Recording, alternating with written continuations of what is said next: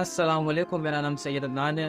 हमारे दूसरे एपिसोड में आप सबको खुशामदीद। आज नुमान भाई एक और नई कहानी लाए, तो बढ़ते हैं नुमान भाई की तरफ। अस्सलाम वालेकुम नुमान भाई, क्या हाल है? वालेकुम अस्सलाम अदनान भाई।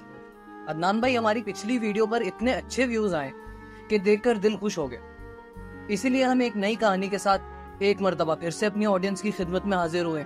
इंशाल्लाह ये वाली कहानी भी हमारी ऑडियंस को बहुत पसंद आएगी। नुमान भाई, कोई टाइम वेस्ट किए बिना बढ़ते हैं अपनी कहानी की। जी बिल्कुल अदनान भाई, आपने अक्सर सुना होगा कि रात के टाइम सड़कों पर जिन्नात और चुड़ैल गर्दिश किया करते हैं। जी बिल्कुल सुना है। तो आज की हमारी कहानी भी एक अजीज नामी ऐसे रक्षा ड्राइवर की है जिनको रात के टाइम रक्षा चलाते हुए सड़क पर एक ऐसी मखलूक नजर आई और उसके साथ इनका सामना हुआ कि उसके बाद कई दिनों तक रक्षे को रोड पर लेकर निकलना इनके लिए मुश्किल हो गया। इस कहानी के सच्चा होने की गवाही मैं इस तरह दे सकता हूँ कि ये वाकया मेरे एक जानने वालों के साथ ही पेश आया था। अदनान भाई, अजीज नामी एक रक्षा ड्राइवर जो मेहनत करके रक्षा चलाकर अपने बीवी बच्चों का पेट पाला करते थे, अक्सर देर रात तक सवारियां उठाया करते थे, क्योंकि आप जानते हो कि रात के टाइम ज़रा पैसे भी अच्छे मिलते हैं और ट्रैफिक वगैरह की झंझट भी नहीं होती।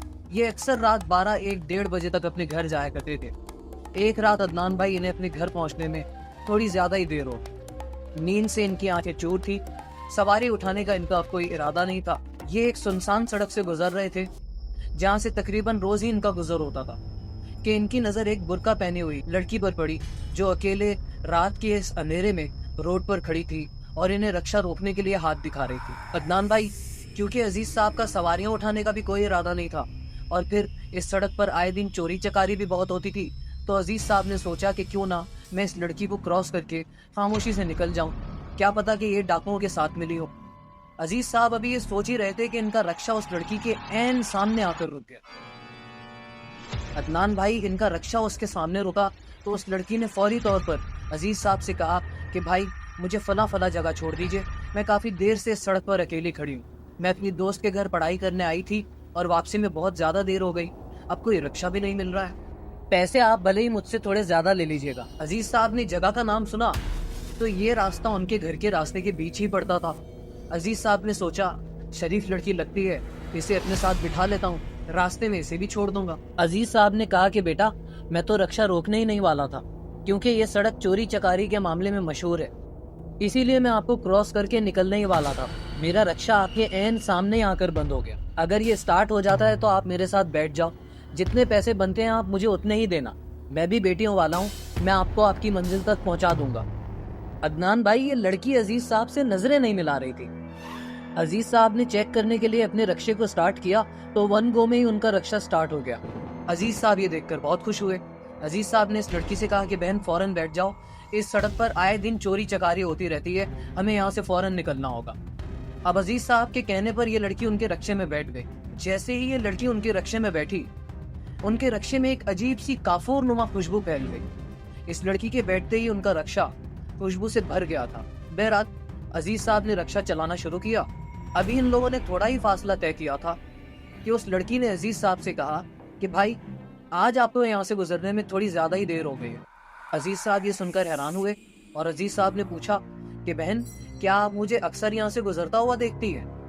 तो इस लड़की ने जवाब दिया कि जी हाँ, मैं अक्सर अपनी दोस्त के घर पढ़ाई करने के लिए आती हूँ और उसके अपार्टमेंट की बालकनी से अक्सर आपका रक्षा गुजरता हुआ देखती हूँ। अजीज साहब ये बात सुनकर बड़े हैरान हुए, क्योंकि अदनान भाई, दूर दूर तक उस जगह पर कोई अपार्टमेंट था ही नहीं। अदनान भाई, अभी इनका सफर जारी ही था कि पीछे से एक तेज रफ्तार बाइक पर दो लड़के आए और रक्षे के ठीक सामने आकर रुके। अजीज साहब ने हड़बड़ाकर ब्रेक लगाया तो वो लड़के अपनी बाइक से उतर के गन निकालकर अजीज साहब की तरफ आए। अच्छा, डाकू आ गए?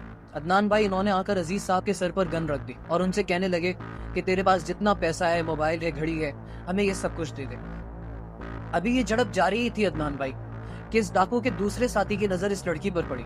इसने इस लड़की के पास आकर उसे गन दिखाई और उससे कहा कि फौरन रक्षे से उतरो।